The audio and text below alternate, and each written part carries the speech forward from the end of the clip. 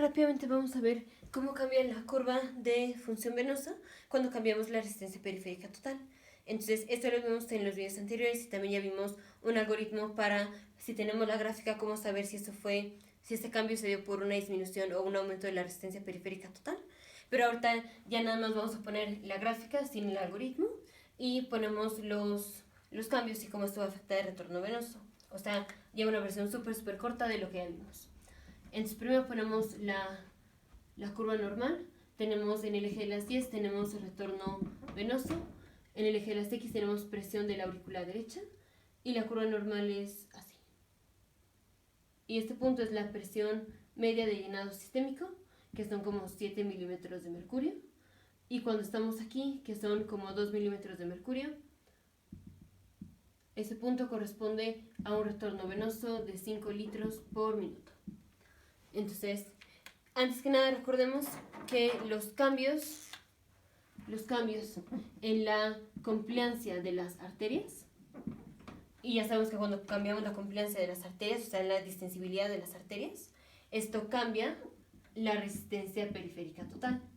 Entonces, los cambios en la resistencia periférica total, o dicho de otra manera, los cambios en la compliancia de las arterias, esto no cambia a la presión media de llenado sistémico. Entonces, este punto nunca va a cambiar, ahorita que solo estamos modificando la resistencia periférica total. Entonces, vamos con la primera, tenemos una disminución de la resistencia periférica total. Entonces, ¿por qué vamos a tener una disminución de la resistencia periférica total? Esto es, si tenemos una disminución de la resistencia periférica total, es porque hicimos vasodilatación de la arteria. Entonces, ¿cuándo es cuando tenemos vasodilatación de la arteria? Cuando hacemos ejercicio. O la otra cosa que puede disminuir la resistencia periférica total es una fístula arteriovenosa, o de otra manera una derivación o un shunt arteriovenoso, que ya en el video anterior vimos porque eso disminuye la resistencia periférica total. Y si disminuye la resistencia periférica total, es más fácil que la sangre pase de las arterias a las venas. Entonces, si tenemos más sangre en las venas, aumenta el retorno venoso.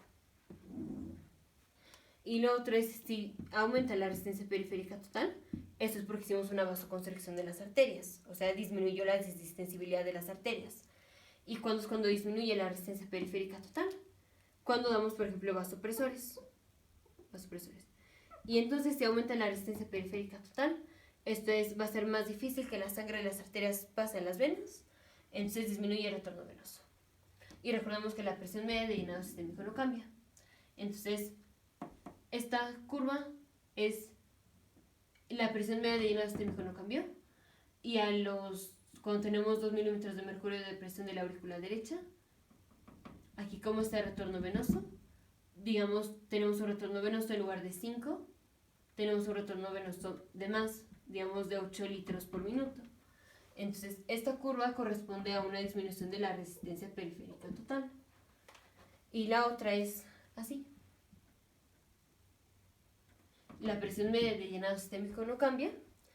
Y cuando tenemos presión de 2 milímetros de mercurio, eso corresponde a tener un retorno venoso, digamos, menos de los 5 litros por minuto que teníamos en la curva roja. Digamos que este retorno venoso son 3 litros por minuto. Entonces, ¿cuándo disminuye la resistencia periférica total? Esto es, por ejemplo, cuando estamos en ejercicio, y eso es un aumento de retorno venoso, y no cambia la presión media de llenado sistémico. Esa va a ser la curva verde, no cambió la presión media de llenado sistémico, y el retorno venoso, vean cómo aumentó.